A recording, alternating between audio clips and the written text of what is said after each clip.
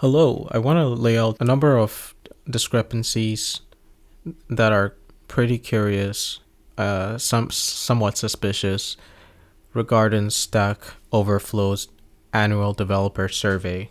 So in 2011, Stack Overflow began an annual developer survey which polled many developers across the globe in different technology stacks and different levels of the profession. And that is the topic of this video, is why Salesforce was removed, because this survey is currently seen as the de facto most all-encompassing of all walks of developers and all languages and APIs and tools. What seems to be omitted is Salesforce, which is a customer relationship management tool used by a lot of large companies. It has various applications and it has a very rich developer ecosystem with its own proprietary languages and API and paradigms. It's really expansive. It's just strange to see that in Stack Overflow's annual developer survey from the years 2015 through 2019, Salesforce is listed as an option on various questions, or it was listed, and it was consistently voted among the worst software to work with, and consistently in the top 3, in 2015 being voted the worst. Then mysteriously in 2019, it disappeared. No blog posts from Stack Overflow. No, I don't know that there's any articles from official word from Stack Overflow as to why this was removed. But the issue is that Salesforce is a very popular tool, which I believe has only grown in popularity since 2018 when it was last shown on the survey. So Stack Overflow, it's a question and answer site that sits on the StackExchange network. It is the flagship site of the StackExchange network and was the first site on that network. Now StackExchange is more of the organization or larger company that's behind Stack Overflow for Teams product, and I believe StackExchange makes most revenue from offering advertising spots to businesses on their various sites, but also in offering Stack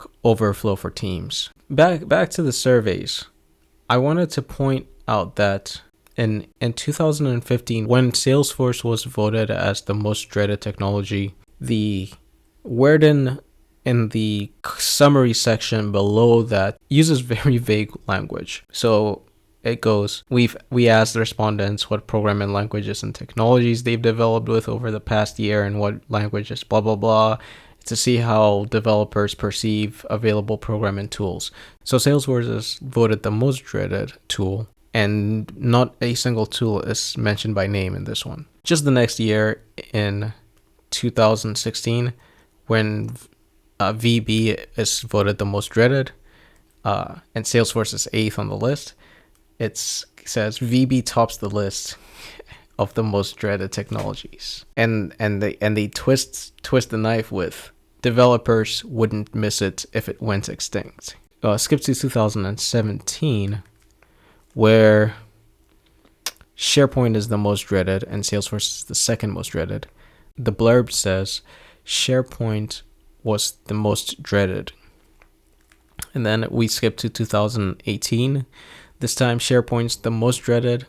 Salesforce is the third most dreaded. The language is SharePoint is the most dreaded development platform for the second year in a row. So that's very interesting difference in treatment, because we see that in the only year when Salesforce is the worst rated, it's never mentioned explicitly as the other Microsoft technologies are. And then of course in 2019, Salesforce is completely removed from the survey. I thought it was kind of cool that Stack Overflow actually provides full data sets for every year that the survey was run, so you can download all the responses. Anyway, I downloaded a bunch to to see when exactly Salesforce is completely not mentioned anywhere.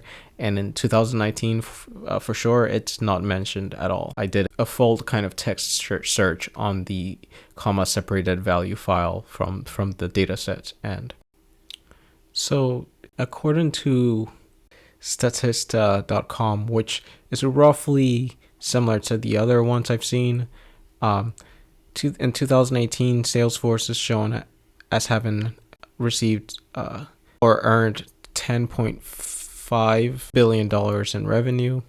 And in 2023, it's almost tripled to $31 billion.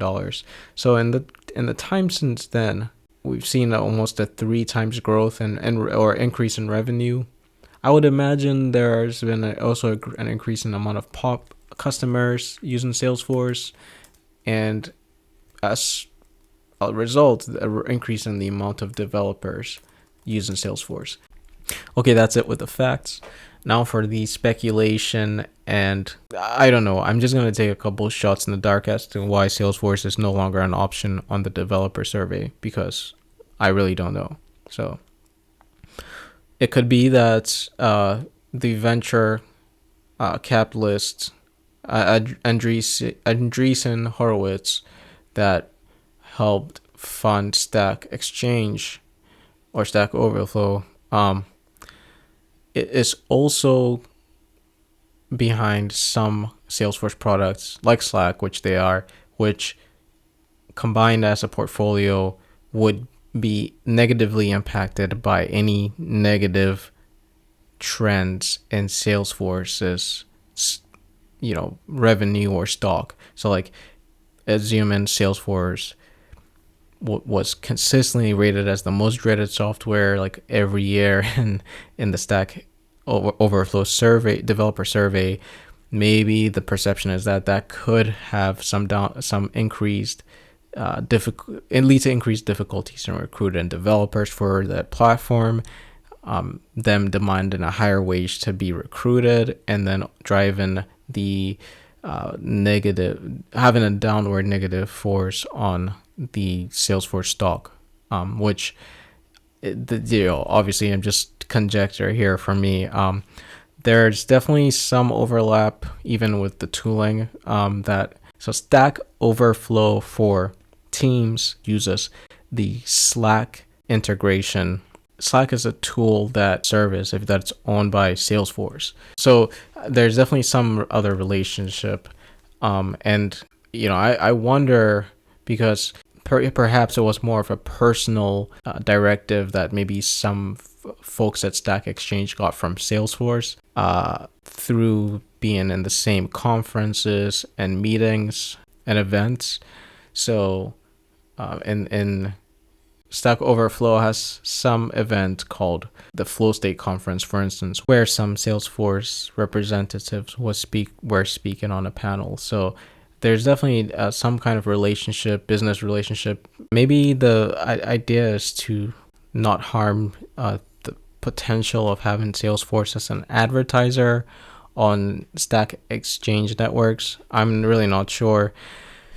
There doesn't seem to be any hesitation to include Microsoft. Whoever is running the survey has no fear of calling them out by name. Now, I'm not the only one who's noticed kind of suspicious omissions and discrepancies in the survey. For instance, in Reddit, there's a comment from Relevant Trouble on one thread in Salesforce Reddit channel that goes, "I wonder if Salesforce is still blacklisted from the most dreaded list." And then also in our Salesforce, again from Relevant Trouble, "I wonder how much Salesforce paid Stack Overflow not to be included on the most dreaded list anymore. It was number 1, then disappeared." And this actually has a lot of votes. So I think there's a lot of, even if we said 50% of them are bots from a Salesforce competitor, then still it's a still curious omission. So also the fact that Salesforce has a space out of it's like one of the 180 or something spaces or sites that StackExchange has, and the fact that Salesforce has its own site on StackExchange, but somehow doesn't have its own entry or isn't an electable option on the survey is also doesn't really line up. So personally, I've had the misfortune of working on certain like finicky portions of Salesforce and trying to integrate them with WordPress, which was both tools have made the most dreaded list. So that was like a double whammy. I mean, honestly, it was kind of fun to try to figure these puzzles out, but there's something about Salesforce where it's really not rewarding to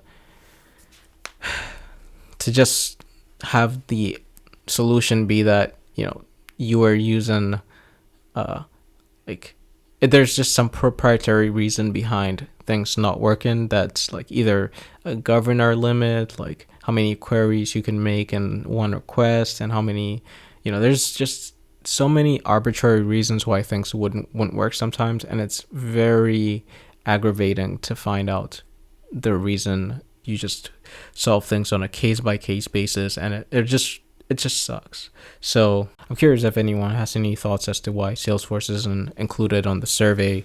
Ultimately, I have really benefited from both of them. StackOverflow has saved my skin quite a bit of times because I've been stuck, and less so recently, but when I first got started working with web development, it really was one of the best places to get help. And although there is a lot of negativity on there, I find it still is a good place to use. Check out my video on asking for help online. I'll try to make another video sharing a couple tips and pointers that helped me really overcome a lot of the Salesforce complexities and be able to work with it much more efficiently once I got over those hurdles. So look out for that if you're interested.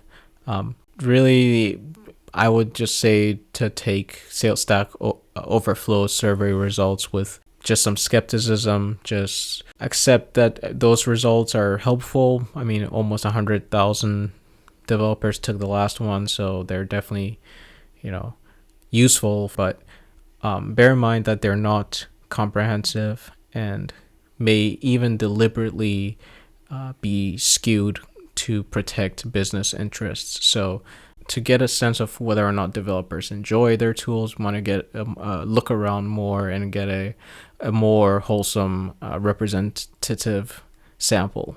If you found this informative, leave a like or share a comment. This did take quite a lot of effort to piece together, and I'm still figuring out how I want to format and produce these videos. But I think there's so much misinformation out there. It's good to stay a little skeptical, and let's keep discovering and learning together. So I hope to see you in the next one. Take care. Bye.